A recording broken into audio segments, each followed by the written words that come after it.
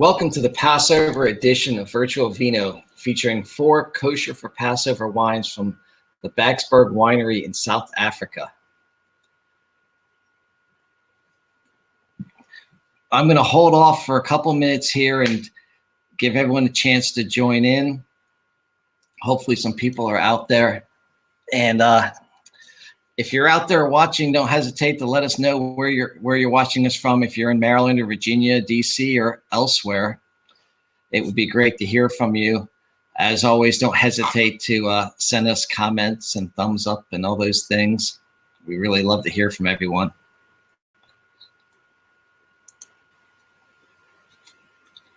Oh, somebody did already. Thank you very much.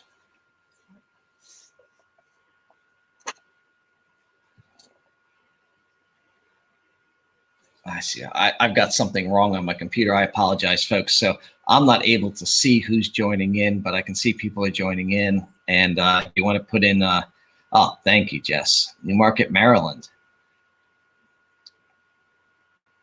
Hopefully we have some people in Lake Linganore watching tonight.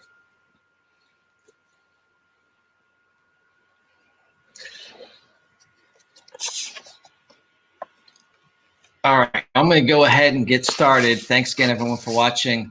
And during today's show, as I said, please don't hesitate to send us emojis and, of course, likes and shares if you see fit. Apparently, the best thing you can do is to follow us on Facebook and YouTube. So please don't hesitate to do so. We're clearly having some huge technological issues on my end. So I'll tell you a little bit about what we're going to be doing tonight and our guests. We have wonderful guests. We have Bryce Gillespie, who is, I don't want to say the big boss, but he's one of the top dogs at Marquee. And Marquee is one of our favorite suppliers. And he is from South Africa and very, very familiar with the Backsberg wines. So he's going to be telling us about the wines. And then we also have the Kosher Baker. And Paula Scheuer is the Kosher Baker. And she is going to be sharing with us some suggestions on pairings with these wines. Oh, there's Paula. So we are very, very excited to have her as well. And I see Alicia's the one from Newmarket. Hi, Alicia. And congratulations again. Alicia is one of our sales reps for DMV Distributing, and she is now pregnant, and we are so happy for her.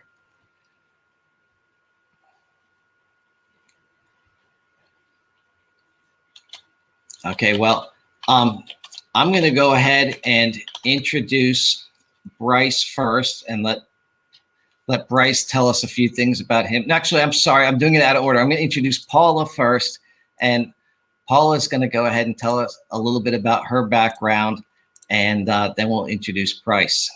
So welcome to the show, Paula. Thank you so much for being on. Hi, can you guys hear me okay? Yes, perfect.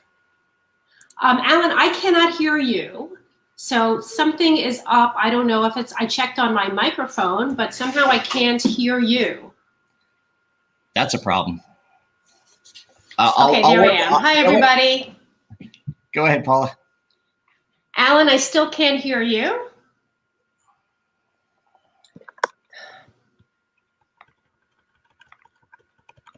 I'm not sure what the problem is. Jess, if you want to step in and we'll. All right, I reconnected. Let me see if I can hear Alan now. Yeah, I can hear. We can hear him, and they can hear him. Alan, can you say something just to make sure I can hear you? Sure, Paula. Can you hear that? Nope. Paula, we can. All right, I'm glad everybody can hear me. Hi, Jess. Yeah, we can hear Alan. Can you hear me? I can hear Alan. I can hear Alan. I can't hear anybody. That's definitely on your end. But I end. see you guys, which is wonderful, and I'm so thrilled to be here. I've disconnected and reconnected. Let me try another method, maybe.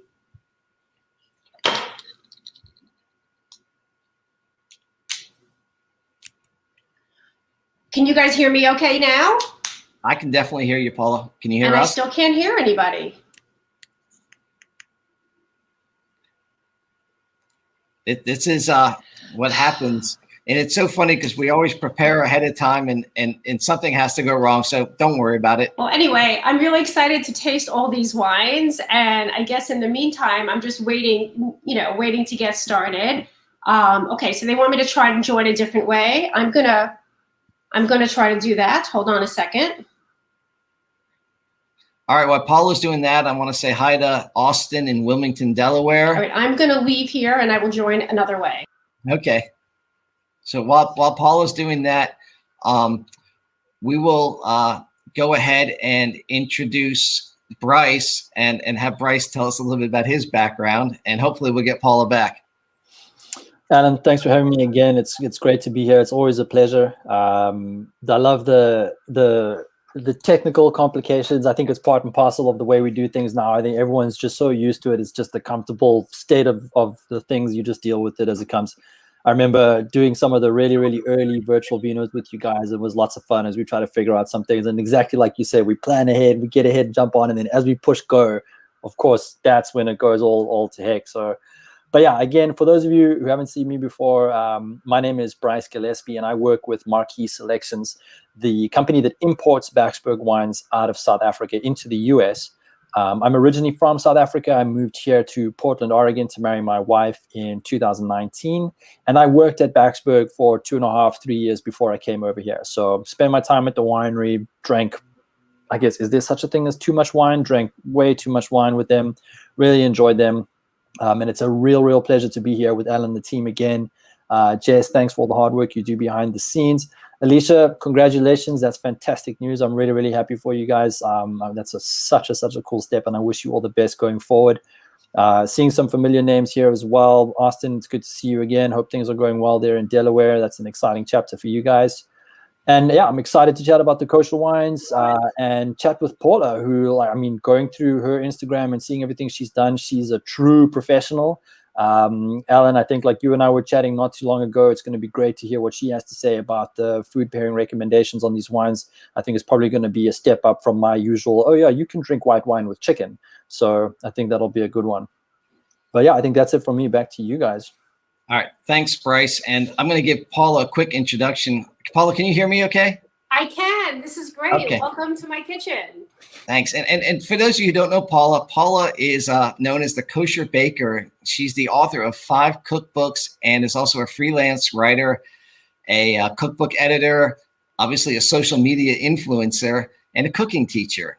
She's taught over 140 virtual cooking classes this past year. And Paula also competed on the Food Network's Sweet Genius and has appeared on TV over 45 times. So we're really excited to have Paula join us. And thank you so much, Paula.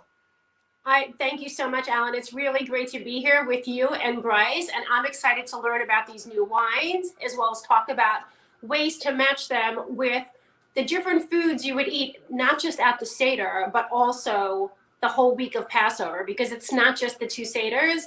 You have a whole week of Passover, and some people feel like Passover is so much about the foods you can have. I always focus on what you can have, and you can definitely have a lot of wine. Well, that's awesome. And we're really looking forward to hearing about your pairings. I want to say hi to a couple people. I saw Erica join in from Mount Airy, and also saw that Ben had joined in from Baltimore. So that's great. We're getting people from all over. Before we start tasting the wines, I wanted to introduce Monica Connors, who's one of our DMV wine specialists. And since our first wine is a sparkling wine, and I won't lie, I've already opened it and I've already started drinking it. It's absolutely delicious. I wanted to have Monica show us the proper way to open sparkling wine, because this is actually important. So it's a safety issue. So Monica, thank you so much for coming on. Thank you. Thank you again for having me. So I took the liberty of chilling my wine. I put my sparkling in a cooler because I like to make sure it's at the lowest temperature possible. That kind of diffuses some of the pressure that's inside the bottle. So the first thing you're going to do is, of course, take off the foil topper. Okay. And then you're going to twist the cage 1, 2, 3, 4, 5, usually it's 6. And this is where I put my thumb on the top of the cage with the cage still intact. And I kind of wrap my fingers around where that is, where I unscrewed it. And I keep my thumb on the top. So that way I keep even pressure on the top to make sure that this cork doesn't come out while I'm twisting the bottom part of the bottle. So you're going to twist slowly. You're going to twist either back and forth or one way or another. And I need a towel and so you're going to twist slowly and you're going to feel it. And don't try to force it. It's got enough pressure in there. I like to keep it at a 45-degree angle and I can feel it. And that's about the noise you should hear. You should not hear a big pop, nor should you want to waste any of your wonderful sparkling. So definitely, this is the way to do it. Like I said, I like to tilt my bottle at a 45-degree angle. It keeps all the air right here and right below the neck. And so that way it keeps it nice and even and easy to open and safe. Cheers. Monica, thank you so much. That was really well done. And hopefully many of you out there have the Backsberg Brut. This is, we are now on the 2018 vintage. Is that right, Bryce? That's correct. 2018. Yeah, you might see some 2017 around, but 2018 is current vintage. And the previous vintage that we had, I guess it was the 17, had this great write-up in the Washington Post, and we're really pleased about that. So, Bryce, if you want to, hopefully everyone is pouring the Backsberg, and if Bryce, if you want to tell us a little bit about it, and then we'll ask Paula to give us some pairing suggestions. Yeah, for sure. So yeah, as you mentioned, Dave McIntyre over at the Washington Post, he chatted about the 2017 vintage, wrote a very nice review, and we're very grateful for that as well. Both Wine Enthusiast and Wine Spectator tasted it as well and gave it very positive reviews, which was fantastic for us. It's a phenomenal wine. And now with the 2018 release, we see a very similar style to the 2017 in that both of them are roughly a 50-50 blend of Pinot Noir and Chardonnay. The Chardonnay fruit comes from the Backsberg vineyard itself, which is located in Paarl, South Africa. You got to think about it's a 45-minute drive from Cape Town to Paarl, so the winelands are right there as you land in the plane. So there's no reason to get wine in your glass, no reason not to have wine in your glass less than an hour from when you arrive in South Africa. And as I mentioned, the Chardonnay is from the vineyard itself. The Pinot Noir, we have a very long-standing relationship. I think it extends 20, 25 years with the grower in another region called Wellington, which is slightly cooler than Paarl, where we get the Pinot Noir fruit that comes in. So because it's a sparkling Brut, if you're not familiar with when it's picked, the fruit's picked slightly earlier than when you would usually pick white and red grapes, just to have a lower sugar level, but you get this really nice high acidity to it. So they come in, the grapes are crushed, and the juice is pressed off immediately from the skins. And it then goes into stainless steel tanks for fermentation. And then after fermentation, it's bottled, into the bottle. And because it's a traditional method champenois style sparkling wine, which is the same as the method that they use in Champagne, in South Africa, it's known as method Cup Classique, or MCC. The wine is bottled and then held in that bottle for 12 months on its lees for a secondary fermentation, which is where those bubbles come in, those beautiful fine bubbles that you get in a traditional method sparkling wine. After 12 months, we disgorge it. So what that means is they just have a bottle cap on the top for those 12 months. They just pop that off, and the yeast that is sitting in the neck shoots out, and then they'll top it up quickly with just a dosage, and then they'll pot a cork in it, and then it's onto the shelf and ready to go. So we like to release it nice and fresh, nice and early, hence the 2018 vintage that we have here. In terms of flavor profile, really just fresh, fruity, approachable, and moreish. It's dry, technically dry.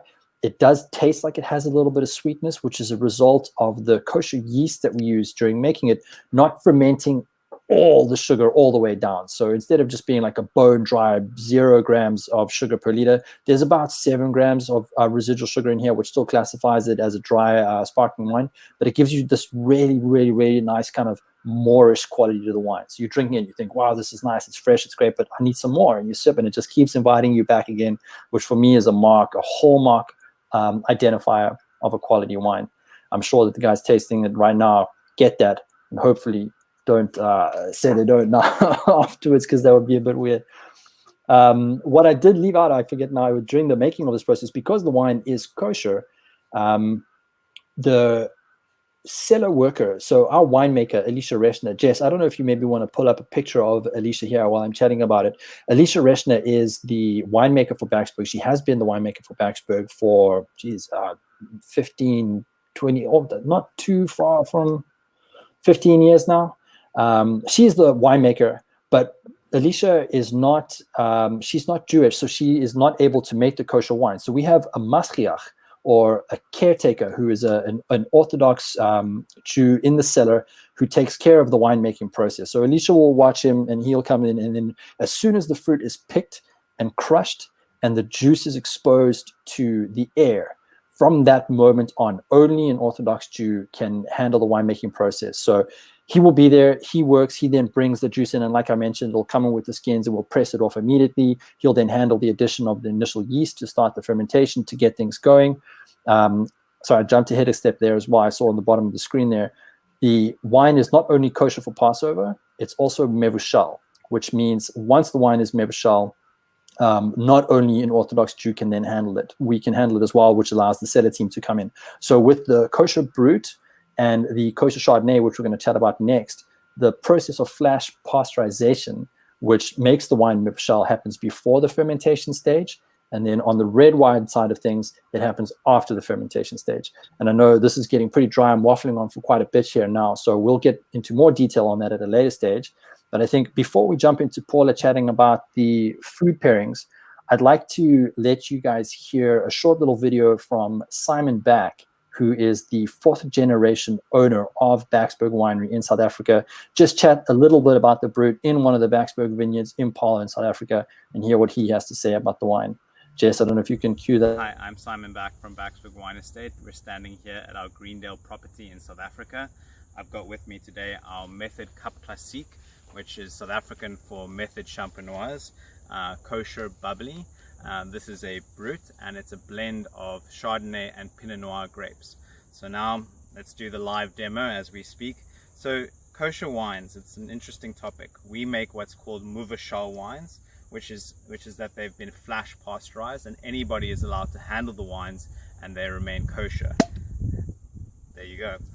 We also make the kosher wines which are kosher for Passover, so no problem drinking over that main holiday in the Jewish calendar.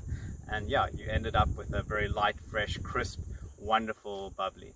Cheers.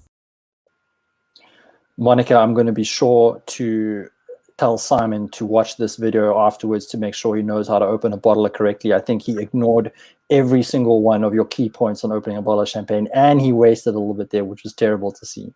That's exactly what I was thinking. He wasted. Yeah, I know. And that's a shame with this wine, because it's absolutely delicious. Bryce, thanks so much. Paula, I was going to ask you, so if you could tell us what you think of the wine, and also what you think it would pair well with. Absolutely. Thanks so much, Bryce, for your explanation about kosher winemaking, which not everybody knows. And what I liked about this is that it wasn't too sweet, it wasn't too dry. It was really, really pleasant. Now, during Passover, we have the Seders the first 2 nights, and then we have meals for another 6 days for the whole 8-day holiday. So what's nice about this wine is that we're supposed to drink 4 cups of wine at the Seder. So in theory, we could have a glass of each one of these wines that we're tasting tonight and pair them with different parts of our meal. Now, Brut typically goes best with starters and desserts. And we'll talk about starters first. And then, even though I always feel like you should make dessert first and eat dessert first, but for tonight, we'll go into that second. So when we think about first courses and starters for Passover, what first comes to mind is Gefilte Fish. not considered the most elegant of Jewish cuisine. But I wanted to show you something that I did in my holiday Kosher Baker my new Passover menu cookbook. And it basically took like a frozen gefilte fish loaf, and I thawed it and I layered it in a loaf pan with fresh salmon in the middle. So that when you slice into it, after it's chilled, you have like a layer of gefilte fish and a layer of salmon. So it just kind of ups your gefilte fish game. And it would just go perfectly with this Brut. I typically would serve the gefilte fish with either my mango coleslaw from my Healthy Jewish Kitchen book or a winter red salad. The mango coleslaw has mango in it, and the other recipe has beets. And by having the sweetness in those salads, that would complement the Brut very, very nicely. Of course, if you were serving some kind of a soup, that would work as well. Now, 8-day holiday, right?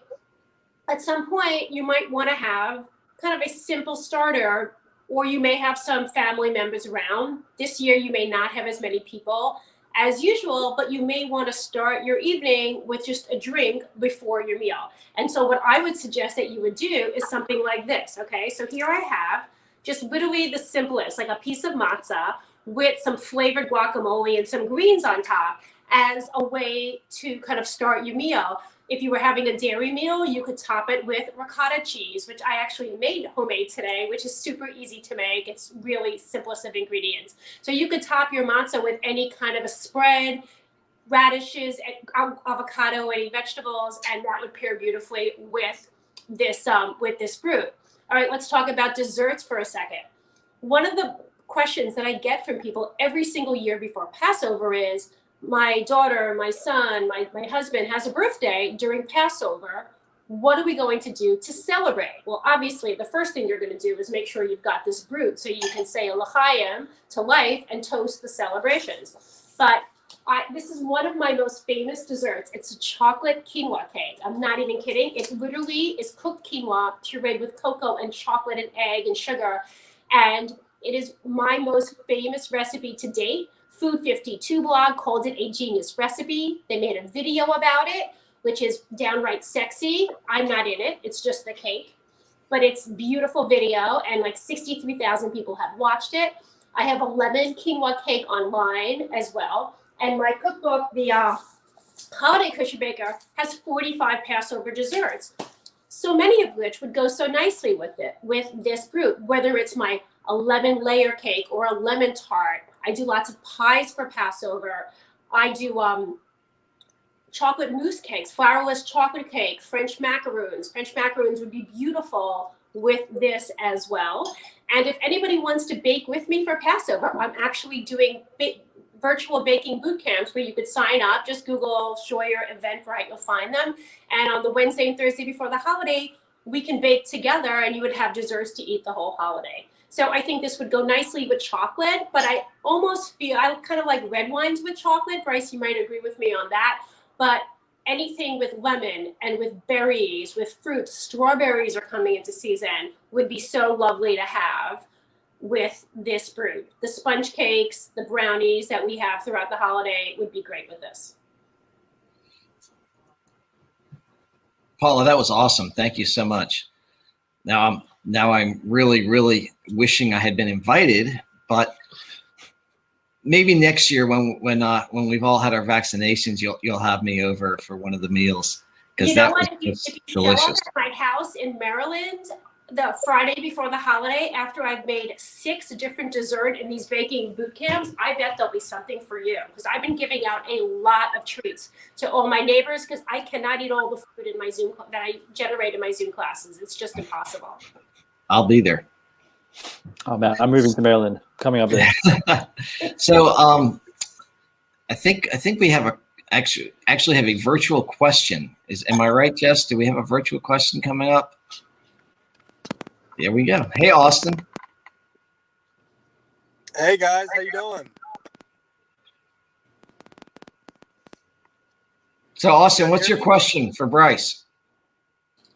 So for Bryce, I've actually been doing some research on Backsberg, and I've been reading up that you guys are very conscious about the ecosystem and all. But you guys are also really big into being social responsible too.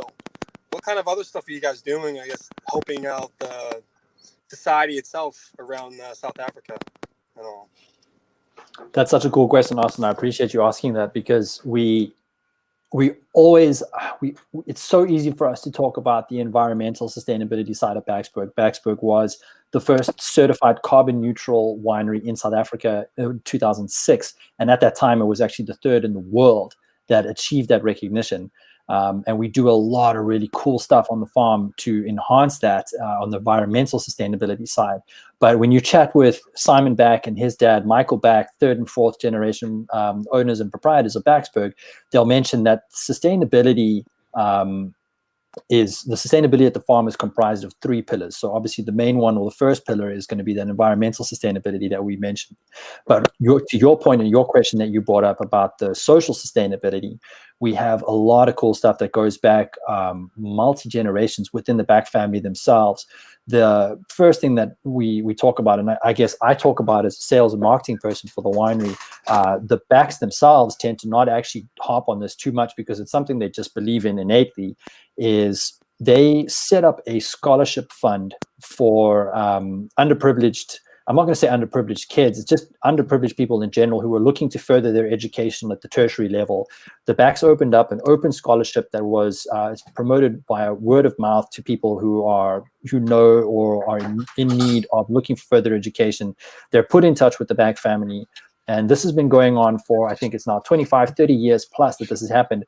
But it's the number of kids that have gone through tertiary education through the scholarship funds equates to over 100 years of tertiary education that has been sponsored by the Back family and the scholarship fund that goes in, which is incredibly, incredibly helpful for a country like South Africa, which is a third world country where there's still a lot of the population living in poverty, to kind of lift themselves up, get an education, get a college degree, and get out there and get a job that is not just bagging groceries or working as a cleaner somewhere, but get into higher education, getting into professional degrees and getting into the professional space.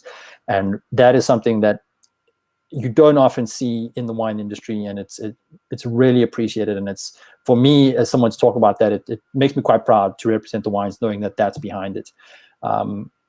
In addition to the scholarship fund that they do, when we talk about community and society sustainability, part of one that links in with the environmental side of things is tree planting. If I know, Paula, you've been to South Africa, you've got that beautiful photo book in the back of your kitchen there. You know that it's quite hot. It gets very, very warm, especially in summer. We're talking anything from, like, in the Paarl region specifically, it can get to like 105 Fahrenheit, 110 Fahrenheit, 115 Fahrenheit. It can get really, really hot. And shade is quite scarce in a region like that. Now, if you imagine you're a little child, you're going to school and it's recess and you need to go outside, but there's no shade out there, man, that you're in for a tough time. So in linking in with the environmental sustainability side of things, one of the biggest aspects that they do is tree planting. It's not just tree planting on the Backsberg farm itself, but trees planted elsewhere as well in the local community area, at schools, at kindergartens, enabling shade, which sounds so silly, but when you're talking about, I mean, like I said, 105, 110, 115 degree weather, it's super, super important. Then during apartheid, which was, and I'm not going to go too much into detail, and most people know about it, it was illegal to provide education to people of color in South Africa. So Simon Back's dad, Michael Back, and his wife, Jill, provided classes at night to teach and enable people to have access to education, which was at the time deemed illegal. So at great kind of personal risk, I guess, they went out and provided education for people who were in need and enabled them, fought the system from underneath. So again, as I mentioned before, I'm probably going on too much about it. It just makes me proud to represent a brand that kind of inherently lives this stuff and doesn't really talk about it too much. I mean, if you go onto the website now, you're not going to find a page that really like kind of goes into detail on that. There might be like a little brief mention, but know that these guys are going out of their way to take care of that. And then just on a third, or just on a sort of side note to that, we talk about the three pillars of sustainability. We have environmental, we have social, and then we have, of course, business sustainability. I mean, Backsberg is a business that was founded in 1916. So it's 104, 105 years old now, forgive my math. But if that's not business sustainability, then I don't know what is. Yeah. No, that's awesome. No, it definitely makes you feel proud when you go in there and try to sell something. You have a nice story to kind of say about the vineyard itself, how it's helping out the society. Kind of like I say, upsells the product. It's awesome. Exactly. Because, I mean, we all know this. We're all in the industry. Wine is only 40% product and it's 60% environment. It's about who you're with when you're drinking and what the stories are you can tell about it. That's what really kind of comes in and makes the wine even better than it is just in the bottle itself. And both of you mentioned Absolutely. the word proud, and obviously it's great for DMV to be associated with Backsberg, and it makes us proud to represent them here in DC and Maryland and now Delaware. So on that note, thank you so much, Austin. And we're going to move on to the Backsberg Chardonnay. And Bryce, if you want to tell us a little bit about the Chardonnay, and then we'll have Paula make us all hungry again. Try. So yeah, 2019 Kosher Chardonnay. Again, it's at the bottom of the screen here. You see that Dave McIntyre, again at the Washington Post, he picked it up and he gave it a really good review, calling it excellent. Look, it really is a fantastic wine. I'm going to be the first one out of the gate who will tell you, usually 9 times out of 10, for me, unoaked Chardonnay, it's not worth it. If you want an unoaked Chardonnay, have a Sauvignon Blanc. But this is one of the very, very few out there that I find is just a really, really, it really nails the contrast of an unoaked Chardonnay, because you've got this beautiful structure, this beautiful body that you would expect from a Chardonnay, but without any of the crazy, like, lush, buttery notes. If you love that, if you love a wooded Chardonnay and you love that style, that's totally fine. This one, though, you're going to get a lot more freshness, a lot more tropical fruits coming out of it, really nice mouthfeel, great finish. Just another, again, similar to what I was saying with the Brut, it's got a very, very Moorish profile to it. It's one that you want to drink a lot more of. It goes very well by itself, but because of its mouthfeel and structure, it's so versatile when it comes to food pairings. I have no doubt now that Paula's going to blow our socks off when she talks about a couple different things. But before we jump into that, I want to chat briefly about Chardonnay with Backsberg itself in South Africa. There is an urban legend that we talk about, and I'm pretty sure it's true. I'm going to stake my claim, 99% certain that this is a true story. In the 70s, late 60s, early 70s, there was no Chardonnay in South Africa planted.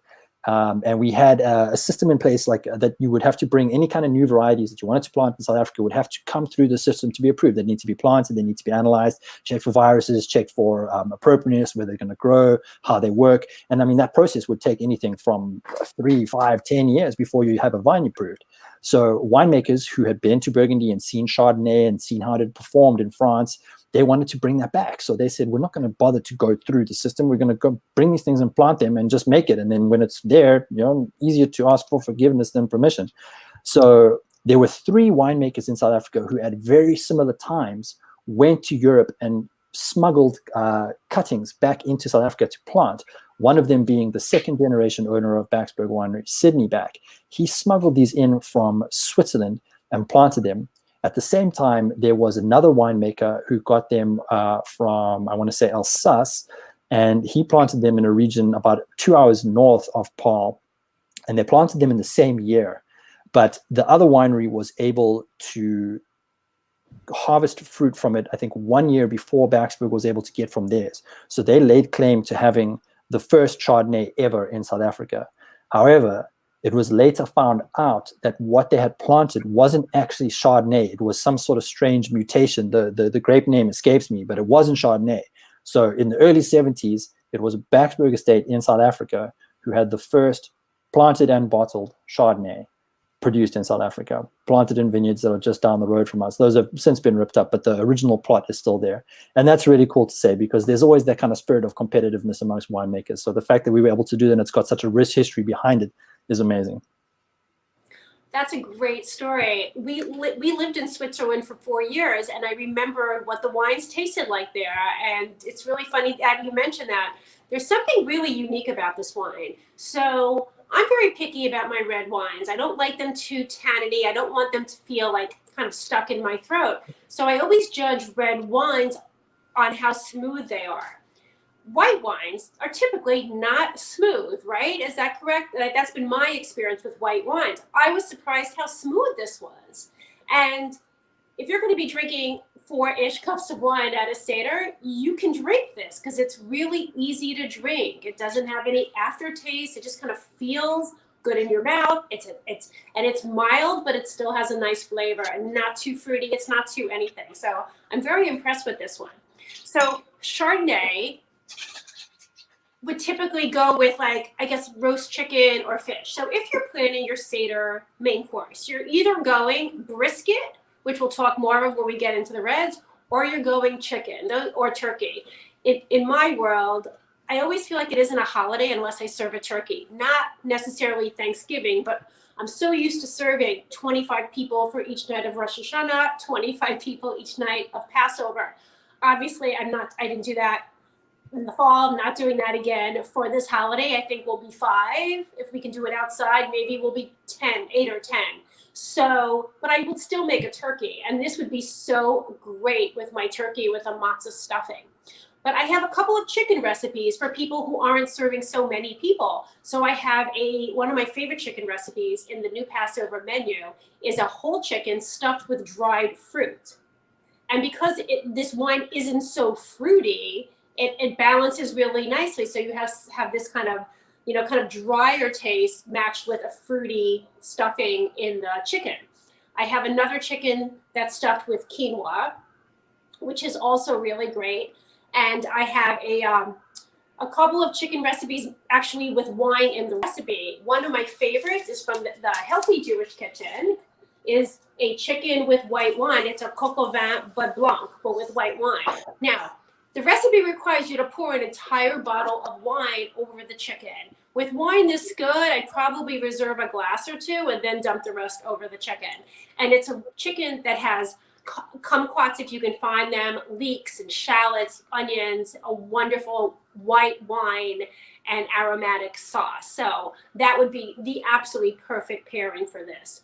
I also have a smothered chicken in the Passover book that has just very simply carrots, onions, celery, and has wine in it as well. And it's a recipe based on one that my mother used to make every year of Passover for the last 2 days of the holiday. So the 8-day holiday of Passover, you have Seders and holiday days the first 2 days. So those are days where you can't work, you're not supposed to drive or do anything. And then the last 2 days of the holiday are like that. But you also have festive meals on those 2 days. So you can kind of mix and match these different wines with different menus that you're going to have, whether you're going to be serving them at this first part of the holiday or the second part of the holiday. But you still have another 4 days in the middle. And that's when I typically would have fish. This wine will be great for fish. The Chardonnay would go with my dry rub salmon, which is a recipe that has no oil in it. It's just a spice mix. You may not be able to get all of those spices kosher for Passover, but use whatever you have and you roll the salmon in it. That one's in my healthy book. Super easy.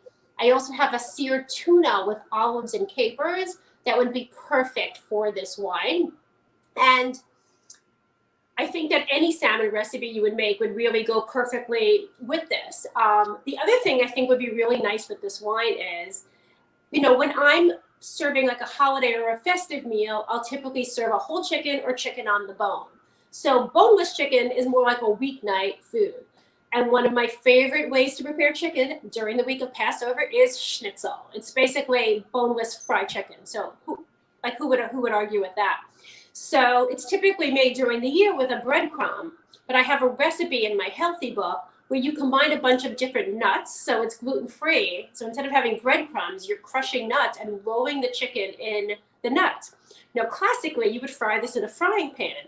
I wanted to make it healthier, so I bake it in the oven. I have a whole method where you take a heavy sheet pan, a cookie sheet, and you put maybe 2 tablespoons of oil on it, and you heat it up in the oven, about 450, for about 5 minutes. So the oil on the pan and the pan gets really hot. And then you put your breaded chicken. You can do this with fish. You can do this with tofu. I do it with latkes as well.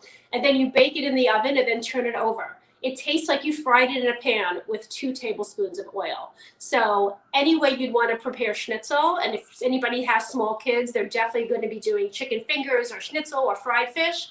This is going to go great with it. Thanks, Paula. You've done it again. Now everyone's absolutely salivating. There, I think we might have another video question, and this one's for you, Paula. If Jess, if that's ready.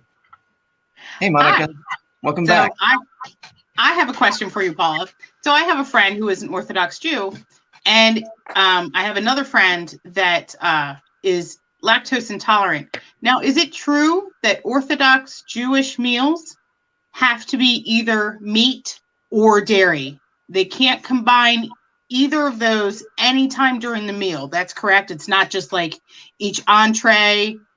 Is it the whole meal that's like that? Dish or within the whole meal, and it includes the dessert. So first of all, my first cookbook, my first baby is the Kosher Baker, which is why I'm known as the Kosher Baker. The whole book is dairy-free desserts, which is great for anybody who's lactose tolerant. So any of these recipes you could make for dessert after a meat-based meal. I have more dairy-free Passover recipes in my holiday Kosher Baker cookbook. Now, my latest cookbook, which literally just came out this week, which is so exciting, is my Instant Pot Kosher Cookbook. And I wrote 100 recipes for a pressure cooker, and which is so great for Jewish food because it's great for making matzo ball soup and stews and pretty much anything, which is really great. So one of the things I developed for this book, and I use it a couple of times, is that I make my own kind of a nut cream to add to recipes. So I have like a chicken paprikash. I soak raw cashews in a cup of water for a couple of hours, drain the cashews, put the cashews in the food processor with another cup of water, puree that. And now I've got this beautiful homemade nut milk that I can pour into my sauce and make it thick and creamy. So there's so many substitutes commercially out there, but if you can make them yourself and make them healthier, then why not? I also have a recipe in the book, which I think you have a picture of. It's my vegan zucchini rolls with cashew cheese. Now, this recipe, you could definitely use it, make it with ricotta. Yeah, there it is. So basically, the zucchini is salted so it gets pliable and thin, and you make a cashew cheese. So when you puree the soaked cashews, you don't add as much water, and you add garlic and basil and olive oil, and you create like your own homemade nut-based cheese. And so you could use that as a spread on matzah. You could use that, and you could make like one of my favorite things to make for Passover is eggplant parmesan. So if you wanted to make it vegan, you could use that cashew cheese for that. So there's so many workarounds available in general. For Passover, a little bit less, but there's a great world out there of coconut yogurt and tofu-based cream cheese and sour cream. So there's so many ways to find substitutes. So I don't find it that hard. You know, some people complain about the desserts, but I wrote the Kosher Baker because I knew I had gone to cooking school in Paris in the 90s. And when I came back to Switzerland where I was living, I took all those dairy recipes, those classic French desserts, and converted them into dairy-free recipes so that kosher people could have a beautiful dessert following a meat-based meal. Awesome. Well, thank you, because, you know, I always wondered why we always had to have a meat kind of meal and we never had any dairy in the meal. So I guess that was why. Monica, thanks so much for the question. And I have a question for you, Paula. So when it comes to Passover planning, do you have advice you would recommend? I do. I realized today that I actually have to sit down and do my own shopping list. But it's not so hard for me to do my shopping list year to year because what I do is I keep all the receipts from all the stores that I buy food at for the entire holiday. And at the end of the holiday, I go back to those receipts. If I bought 3 cream cheese and I only use 2, then I write down 2 for next year. If I bought, X amount of boxes of matzo ball mix, which I use, which is great, and I don't use one, I write down. Or if I had to go back and buy another one. So after like 2 years, you end up with like really great lists. But let's just start with general planning. One of the things I really like people to do, and I think it's even more important this year, where people may not be with as many people as they would like, you have to plan your menus with your own food story in mind. And what I mean by food story is like, you are the totality of all of the memories, your food memories, your whole life. So it might be food you had in your mother's or grandmother's kitchen, an aunt's kitchen, something you cooked off campus in your first apartment, when you first got married, when you had kids, when you got divorced, when you moved. We also have, I'm about to sneeze. We also have food memories from places we traveled to, right? Oh, excuse me. So, thank you. So what I tell people to do is like, take all those stories and kind of bring them to the table. Just like we used to have old and young people at the table, then you should have old and young recipes. So make a recipe that connects you to something in your past that'll remind you of somebody, a place, a person, anything that has meaning to you. Even if you're by yourself, you'll enjoy that. Or if you have people in your household, you can share with them the story of why that dish is important to you. then get one of my books, the Instapot book, my healthy book, or somebody else's recipe, and add a new tradition. So you combine old and new traditions in your menu. And I think it's a wonderful way to do that. Very important, as soon as the holiday starts or a day or two before, bake some nosh. What I mean by nosh, I mean like something to snack on. So it could be like biscotti or meringues. I make granola. That's my big thing. I have a recipe for granola in my healthy book, in my Passover book, and in the Holiday Kosher Baker. And I'm actually making it in one of my Passover boot camps. I live on my Passover granola. I have a version made with little pieces of matzah and a version that's just nuts and fruit. So I always say, holiday starts, make sure you've got something to snack on, like brownies.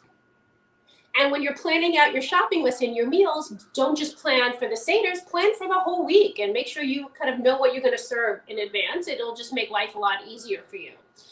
Seders are long. And by the time we get to the festive meal, we eat a hard-boiled egg in salt water, we have gefilte fish, and we have matzo ball soup. That's like a whole meal all by itself. But then we have like a whole main course.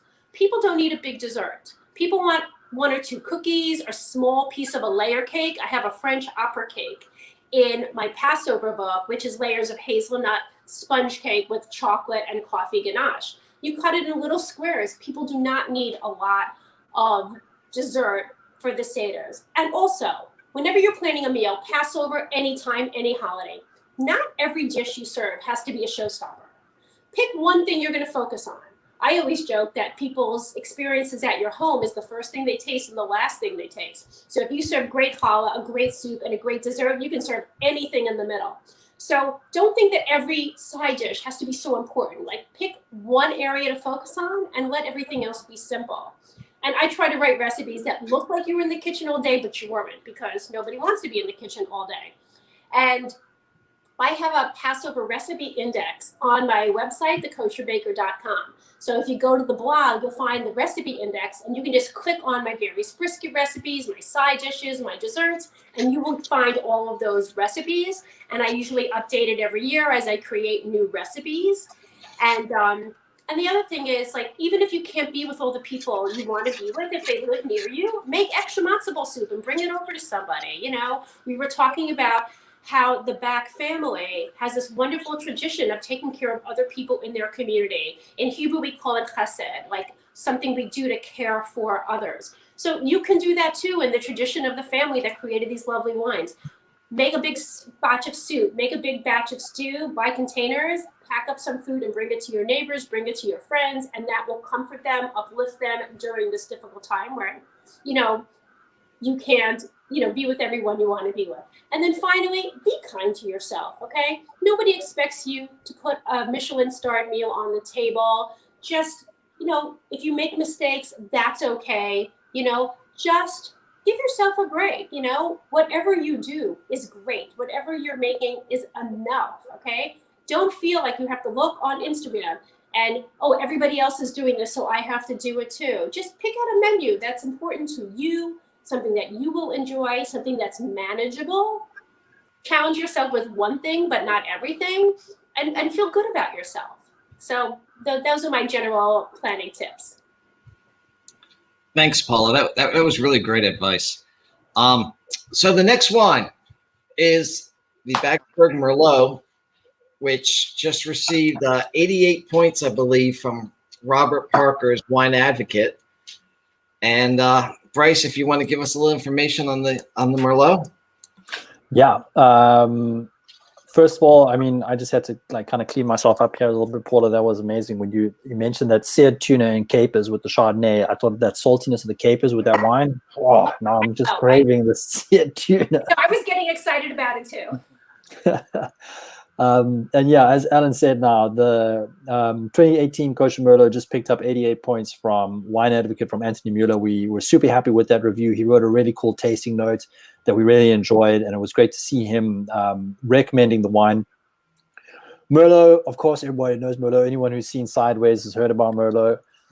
What I love about this one is the particular region where Backsberg is located on the Simonsberg Mountain, which serves as the dividing line between the Stellenbosch wine region in South Africa and the Paarl region of South Africa. So if we look here, you get a really cool breakdown of wine growing areas in the country. So we have Cape Town there, sort of bottom left, and then Backsberg, as I mentioned, is about 45 minutes outside of Cape Town, and it's pretty much equidistant between the cities of Stellenbosch, Paarl, and Franschhoek.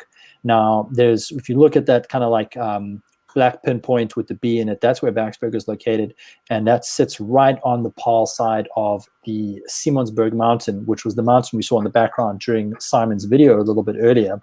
And on our side of the mountain, it's really, really world-renowned. There it is right there in the back. It's really, really world-renowned for Cabernet Sauvignon, for Shiraz, and for Merlot. Those are three red varieties that thrive on that side.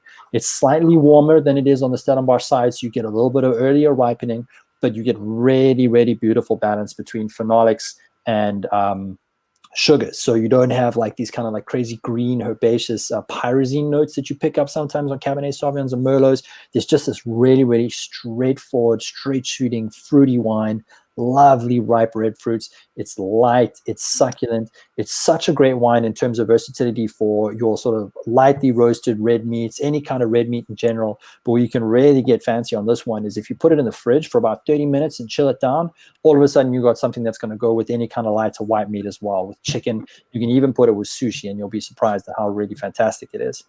When we look at the sort of, and of course, Paul is going to get into some really cool stuff, I'm sure, on that.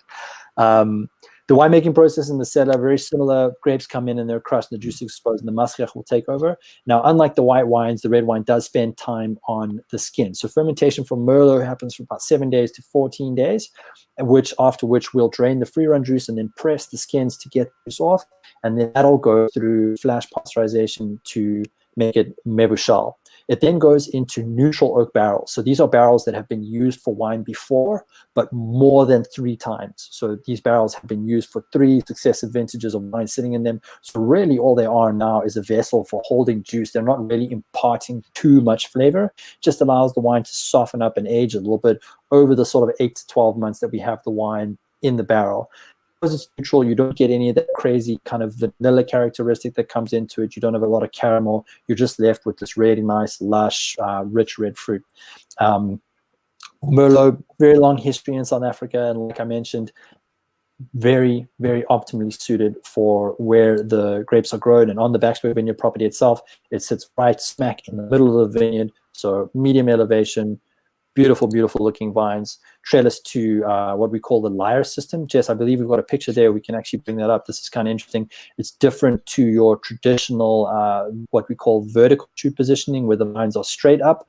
Here they kind of arch out into what we refer to as sun worshipping arms, because it really allows the canopy to open up and have wind and light coming in. So you're left with really, really healthy fruit. And the only way to make a great wine is with grapefruit, which is what this system of trellising allows us to do. And I think enough about that. Let's hear about some of the food pairing with this guy. So, the first thing I thought about with this wine is barbecue, right? So I actually have on my website a peri-peri chicken, which was inspired by my stop on the way back from Cape Town in Johannesburg, where I stopped for 2 reasons only, and I was only there for an afternoon. I went to the Apartheid Museum, and I went to a kosher Nando's peri-peri, which is the only kosher Nando's in the world. Yes, I would travel to a city just to eat really great kosher chicken. I did.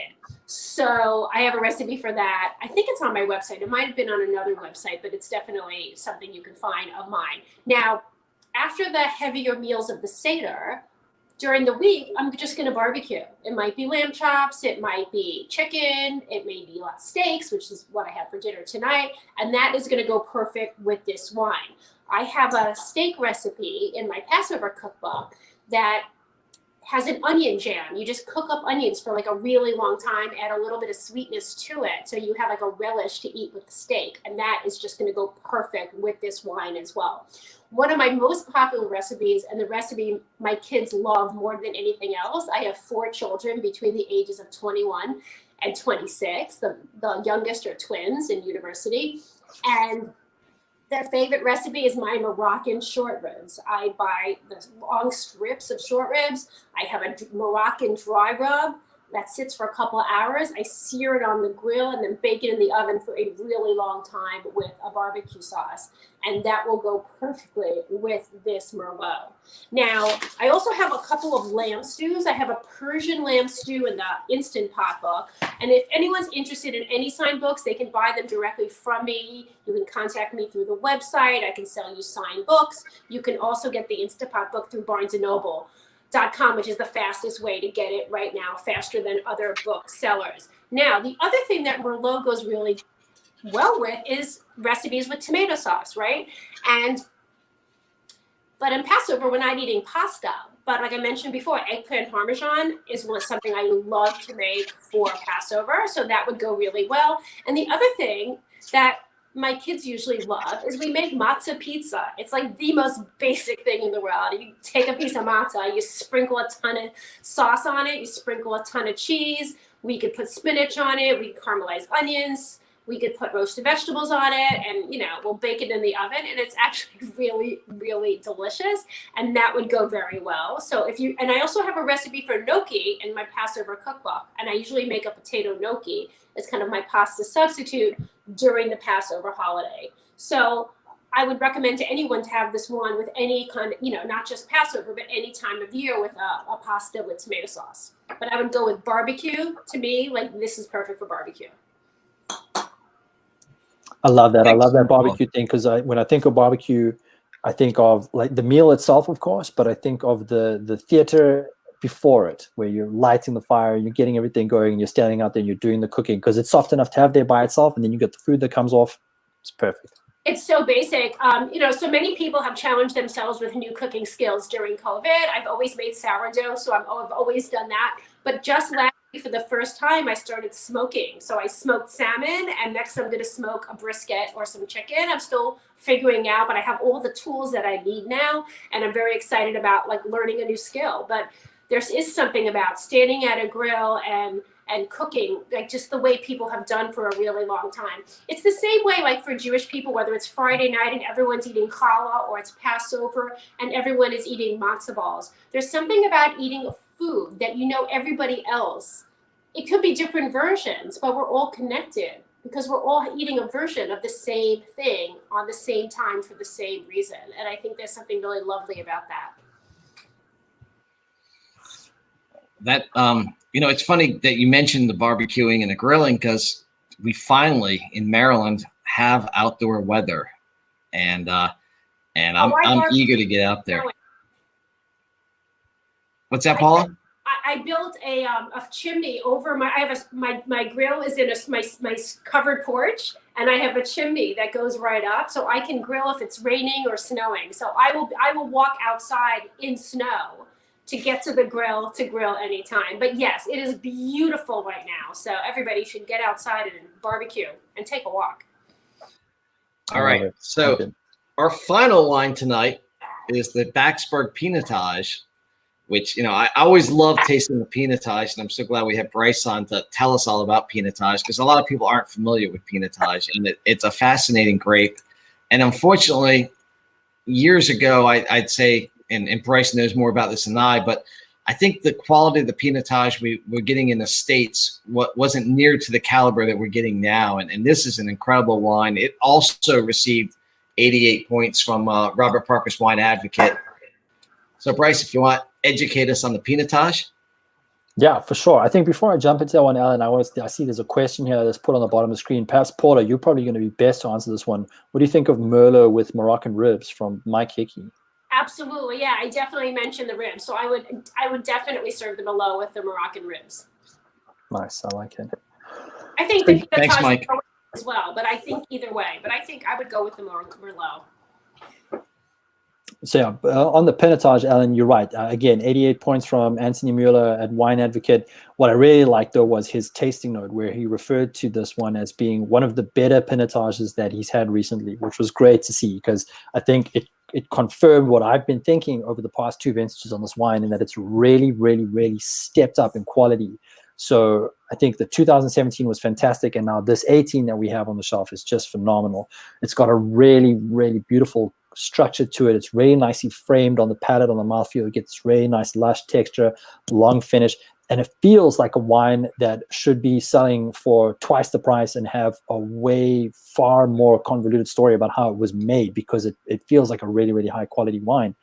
To get to Pinotage itself as a variety, it's 2 o'clock in South Africa right now. Or actually, I guess it's 3 o'clock in South Africa in the morning right now. So Simon Beck, the owner, is fast asleep. But I know he always loves telling the story of Pinotage to people in the States. It's one of his passions.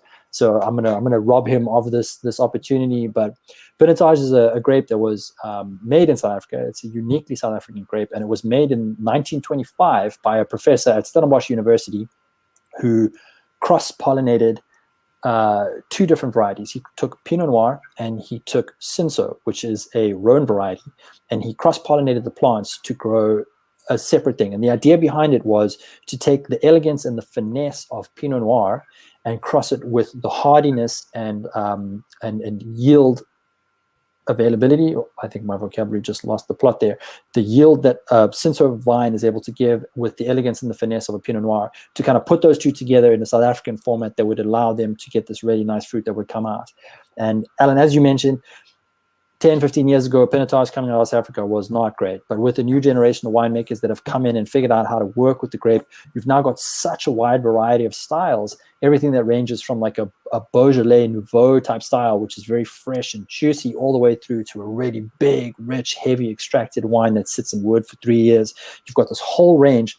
And where the Backsberg Pinotage sits in is right smack bang in the middle. And I say it's like the really, really perfect gateway into Pinotage. You've got a medium body, you've got lots of red fruit, you've got enough structure and tannin there to keep you interested, but it's so approachable to anyone who's unfamiliar with the grape. I would say this is definitely a great place to start, because it's not going to shock you in any way. It's just a really pleasant drinking red wine. The word Pinotage, the name Pinotage itself, was actually, once the professor had cross-pollinated and made this vine, he gave it to his students as a competition to come up with a name. And how they did that was they just took the Pinot from Pinot Noir, and Tage is from Hermitage, which is what Cinsault was also being called in South Africa at the time, Hermitage being the area in Rhone where Cinsault is from. And they took Pinot and Tage and they put it together for Pinotage. So uniquely South African, but now it's been grown in a couple of different places around the world. There's some vineyards in California that are growing it. There's some vineyards in New Zealand and Australia that are growing it. So I think over the next few years, it's something to keep your eye on, not just out of South Africa, but from other places as well, as people experiment with it and learn what it can do. But I think Paula's got it in her glass. She's got some great food pairings. It's a delicious wine, and I'm keen to hear her suggestions on it. So this is my first time trying Pinotage, and I have to say I really, really like it. It is incredibly smooth, and it's rich, but not as heavy as a Cabernet, which I like. I like Cabernets, but sometimes I find them just a little bit too heavy and too tanniny. This has got like just a little bit of tannin in it. It's got a nice aroma as well, but it's really, really smooth. So most people for Seders like to cook brisket. So brisket is just like classic Passover and also Rosh Hashanah main course. And there are so many ways to cook brisket, you know, kind of like a Jewish way is just cooking it a really, really, really, really long time. So I've got a whole bunch of different brisket recipes out in the world. So one of my preparations is I make brisket like veal ossobuco. I cook it in like a carrot and onion, celery and tomato and white wine. I would use the Chardonnay. Oh, there's one thing I want to tell people. Whenever I'm cooking, I need to cook with wine. So maybe I need a half a cup or a cup. And let's say the recipe, I'm making chicken scallopini or risotto, and I just need a half a cup of wine. I will use whatever I have. I have used rosé in risotto. I have used sake in scallopini. I have used champagne or Brut in anything I'm cooking. So don't necessarily open up a whole new bottle of something. Just use what you already have, and you might be surprised like what the taste would be. So brisket ossobuco is one. My new book has a brisket with a spinach pesto. Now you're probably thinking briskets are like this and an Instant Pot is this. You actually cut it in half and then you layer it in the Instant Pot. I'll dig up that picture for you guys while I'm talking about other brisket recipes. I have a brisket recipe that's made with a ratatouille that's on the kosher.com website, which is really great. And all of these links can be found on my website. I want to show you the spinach pesto brisket, and I want to tell you guys like how quick you make it. Now, when I make brisket, I'll cook it for an hour and a half I'll cook for, an hour and a half, and then I'll slice it against the grain, and then I stick the meat back into the sauce, and then I cook it covered for another hour on a little bit of a lower temperature. So I really, really believe that whatever recipe you're making with brisket, that is the best way to make it. I don't believe in cooking it whole and then slicing it cold. I want my slices of meat like drowning in the sauce so that it absorbs it really well. Okay, so spinach pesto brisket in the Instapot takes only 70 minutes. It's not the greatest photo, but you can kind of get an idea. And the spinach pesto is really wonderful. So those are like 3 brisket recipes. I also have keto briskets that have very little amount of onions and simple spices. You can find those links on the website too. And anybody who has any questions about Passover planning or menus or recipes, you can message me through the contact page of the website or on Instagram at Kosher Baker. I'm going to be posting only Passover for the next 2 weeks. So there'll be lots of links in my stories and on Instagram to Passover recipes. So as you're picking your menus, check back to see what I posted there. The other thing this would go nicely with is a chicken that has like a really deep flavor. So one recipe that I've made for years is a Peruvian roasted chicken. So it's heavy on the paprika and the cumin, and it's served with a salsa verde. So it's like a classic Peruvian green sauce, which is a little bit on the spicy side. And that would be really, really nice with this as well. So if you're making a chicken recipe that may be like a heavier sauce, then I would go with this. I would go with this. With something lighter, then I would stick to the Chardonnay. So Paula, Monica wants to know, why is brisket the go-to meal? Well, it's interesting because brisket is a little on the pricier side, but in like the olden days, people couldn't afford big slabs of meat. So people would buy the cheapest meat they could find, but then cook it for like a really, really long time, right? They would, maybe brown it. They would cook in the oven for so long so it would get soft so that it would be tender. So it feeds a lot of people. I think that, over the years, there have been a lot of brisket recipes in, like the mainstream newspapers and in cookbooks. And I think it's become even more popular. I did not grow up eating brisket on holidays. My husband did. I grew up eating turkey for the most part on most holidays, and then chicken. Also, the other thing we didn't talk about was duck. Like this would go really well with roast duck too. So I think brisket has just become a tradition because it feeds a lot of people and it stays warm. So people who are very Orthodox aren't going to turn their ovens on and off over the holiday. They're just going to leave it on. So if you have a recipe that has a sauce and it has to stay in an oven that you might leave on for 24 hours on Shabbat or on the holiday, it'll just stay moist. It won't dry out. Well, something you roast could get dry if it's sitting around too long. That makes a lot of sense. Thanks, Paula. All right. Well, this has really been interesting. I mean, between Paula and Bryce, I just can't imagine that we could have gotten more information and so helpful. So I want to thank everyone for joining us today. And of course, I want to really thank Paula and Bryce. This was awesome and a lot of fun and really great for me because I can just sit back and let you all do all the work and you did it brilliantly. So thank you folks so much. If you want to check out Paula on Instagram and Facebook at the Kosher Baker and check out her new cookbook, the Instant Pot Kosher Cookbook. I hope I said that right, Paula. Absolutely. That is really cool. People can buy signed books from me, but they can also buy cookbooks online as well. Awesome. So thank you both so much. And thank you all who had submitted questions and did all the emojis and such. We really appreciate it. And thanks again to Monica for coming on and asking questions, and Austin as well, and Monica's demonstration of the sparkling wine opening, which is perfect. So again, thank you so much, Paula, and thank you, Bryce. And hopefully we'll get you all again on soon. So folks, if you want to join us again in 2 weeks, we're going to do our spring wine tasting. And hopefully Jess has a picture that she can show the stores carrying the spring wine. There we go. And if you can't find the spring wines at a store near you, please Facebook message us, and we will certainly try to help you find a location in your area. If you live outside of the DMV, Paarl's of Chevy Chase may be able to ship you the virtual Vino wines. Again, please follow us on Facebook and YouTube. Thanks again for joining us this evening. I really hope to see you again in 2 weeks. And thanks, Jess, so much for all your help.